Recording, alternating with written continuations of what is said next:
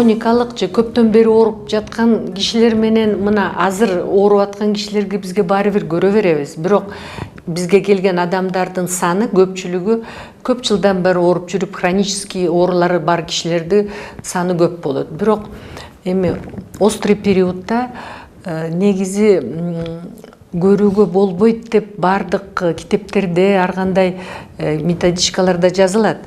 Бирок ошого карабай остеопатияда мисалы абдан температурасы абдан чоң болгон кишилердин температурасын баса алабыз. Андан кийин мына могу онкология болот.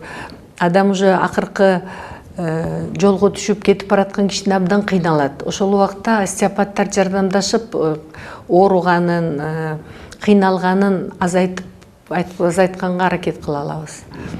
И жанакы травма операция болот го. Травмадан кийин да сөөктөрдүн сынгандан кийин тезирээк сөөктөр бири-бири менен туура дал келип өскөнүнө эгерде остеопатияны кошпогондо мисалы 30-20 күндө мына могу сөөк мозолу пайда болсо, биздин аракет менен 1 жума 10 күн эрте кошулат сөөктөр. Это кадимкидей өзүбүз жасап аткан исследовательский жумуштардын баарында көрсөтүлгөн, даже статьялар бар.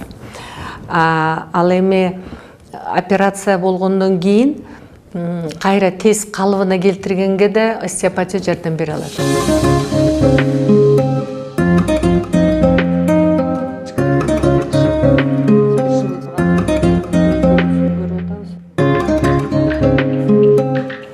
Остеопатияда биз травмадан кийин да ооруларды карайбыз дебедик. Мына ушул азыркы пациентка тепкичтен томолонуп түшкөн экен, и жанакы жамбаш менен отуруп калган экен. Анан чычаңын жылып кеткен да, ичине да кирип кеткен төрөттөн кийин. Төрөттөн кийин сөөктөр жумшак болот. Калыбына келгенче жай келет, бирөөнүкү тез келет калыбына. Жамбаш сөөгүндөгү кысылган сөөктөрдөн тышкары ушунун эле жогору жагындагы ичке ичек менен жоон ичектин ичиндеги брыжейкасы тоже проблема экен да. Запор барбы? Жаркынай да, запор болуш керек. Мындай крестец ушинтип катуу кысылган убакта, 8 көз кысылганда жыныс мүчөлөрү менен жоон ичекте дайыма өзгөрүү болот. Туура жакшы эмет иштей албай. Так, жакшы. Анан бир нерсе. Ушул 8 көз менен мына көкүрөк төш сөөктөрү бири-бири менен байланыштуу болот. Анан эжекке кармап атпайбы азыр мына Айжан Сабырбековна?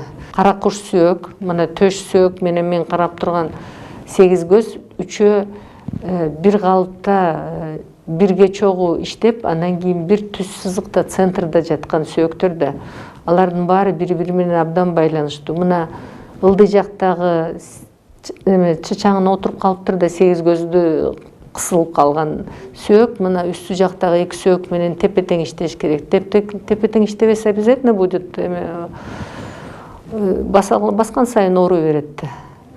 Ошон үчүн азыр ордуна калыбына келтиргенге аракеттенип атабыз.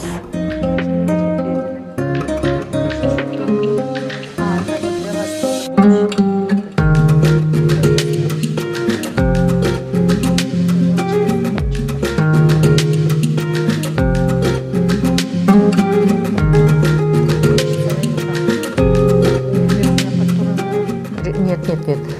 Сошник и чок-чок, слезные косточки, вот эти две на кишечнике.